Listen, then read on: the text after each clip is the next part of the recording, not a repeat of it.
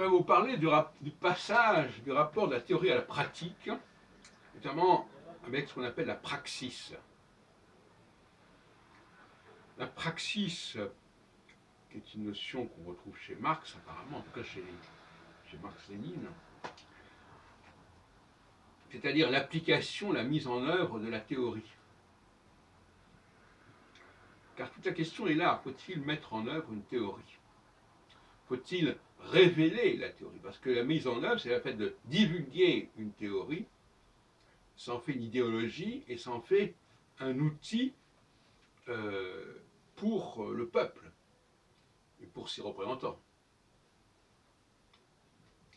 Et donc le passage de la théorie à la pratique est problématique. J'avais déjà esquissé cette question, mais je ne l'avais pas encore complètement approfondie dans les précédentes vidéos. Mais là, je vais beaucoup plus loin. Prenons le cas de la Shoah, par exemple. La Shoah est une praxis. C'est le passage d'une théorie, qui vaut ce qu'elle vaut, à une pratique. Et une pratique monstrueuse, d'une certaine manière. Comme d'ailleurs toute pratique, quelque part, d'une certaine manière.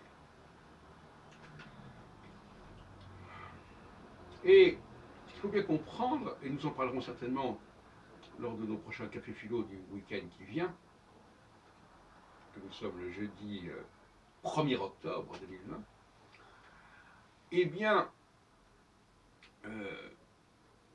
les personnes qui sont des praticiens, des pratiquants, c'est-à-dire qui reçoivent un message d'en haut, je veux dire pas forcément du ciel, mais en tout cas des gens d'en haut, c'est-à-dire de la caste supérieure, si on peut dire, eh bien, ils veulent exister.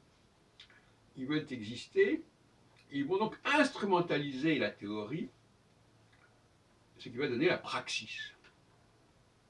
Prenons le cas d'Eichmann, par exemple, qui est l'exemple même d'un acteur de la praxis. Alors que Hitler, d'une certaine manière, est un théoricien de ce qui aura donné la praxis, qui n'est pas du tout pareil. Notamment dans Mein Kampf, qu'il a écrit bien avant d'arriver au pouvoir. Donc, il y a là un rapport de classe intéressant. La théorie devient un objet, devient un outil pour le peuple d'en bas, pour les gens d'en bas. Et c'est une façon d'affirmer leur existence, leur présence dans le système.